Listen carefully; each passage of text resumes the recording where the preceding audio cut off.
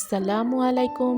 কেমন আছেন আপনারা? আশা করি আল্লাহর রহমতে সবাই ভালো আছেন। আমিও আলহামদুলিল্লাহ আপনাদের দোয়ায় ভালো আছি। রেখা সোয়াল চ্যানেলের পক্ষ থেকে আমি রেখা আপনাদেরকে জানাই অনেক অনেক শুভেচ্ছা। তো এক গাদা প্লেট বাসন হয়েছিল, ধুইয়া কমপ্লিট করলাম। আর আজকে কি থাকছে জানেন?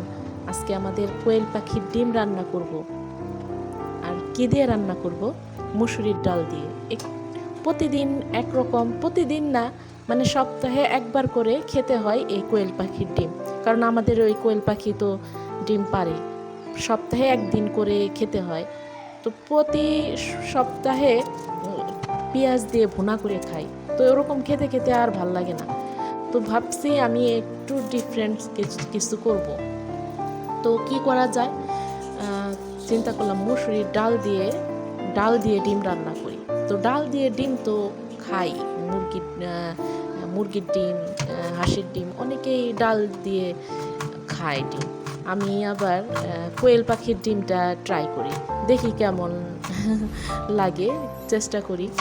তো কমেন্ট করে জানাবেন কেমন হয়েছে, আর প্লিজ একটা লাইক দিয়ে দেখবেন।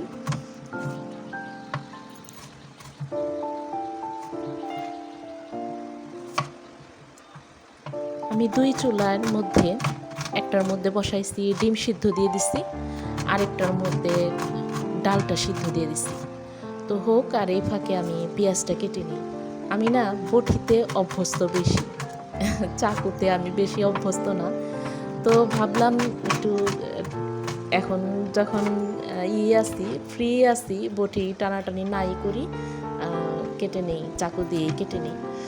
তো বেশিরভাগ দেখি সবাই চাকু দিয়ে কাটাকাটি করে, আমি আবার বটিতে বেশি অভ্যস্ত।